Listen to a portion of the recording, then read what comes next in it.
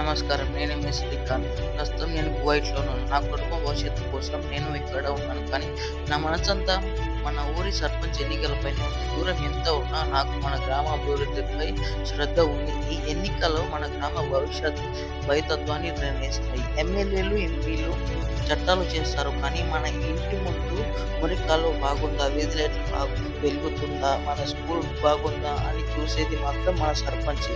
ఢిల్లీలో ఎవరున్నారన్నది ముఖ్యం కాదు. మన గల్లీలో లీడరు ఇలాంటోడన్నదే ముఖ్యం. దురదృష్టం ఏందంటే ఈ మధ్య సర్పంచ్ ఎన్నికలు అంటే వేలం పాటలయిపోతున్నాయి. మందు సీసాలు, నోట్ల కట్టలకి ఓట్లు అమ్ముకునే రాబోయే 5 ఏళ్ళు మన ఊరిని తాకట్టు పెట్టినట్టే. ఒక్కసారి ఆలోచించండి. ఈరోజు ఓటుకి 2000 తీసుకొని రేపు 5 ఏళ్ళు సమస్యలతో బతకాలా? లేక నిజాయితీ గల మనిషిని గెలిపించుకొని ఊరిని బాగు చేసుకోవాలా?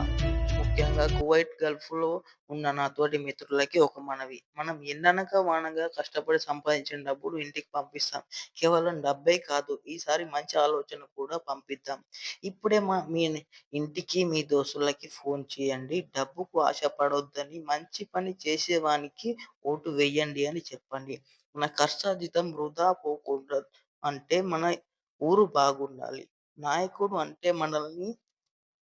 మనల్ని పాలించేవాడు కాదు. మనకు సేవ చేసేవాడు. అలాంటి వాడిని ఎన్నుకుందాం. మన పల్లెను గెలిపించుకుందాం. జై తెలంగాణ! జై హింద్!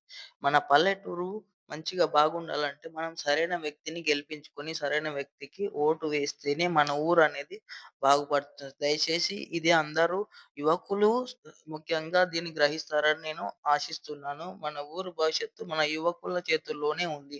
యువకులు ఎంత ఆలోచించి ఓటు వేస్తే అంత మన ఊరు భవిష్యత్తు మన తెలంగాణలోనే బెస్ట్ విలేజ్‌గా అవతరించే అవకాశం ఉంది. కాబట్టి నా యొక్క మనవి, విన్నపం, ప్రార్థన ఏదైనా అనుకోండి. యువకులు దయచేసి ఆలోచించి ఓటు వేయండి. నేను ఇక్కడ ఉండి రాలేకపోతున్నాను.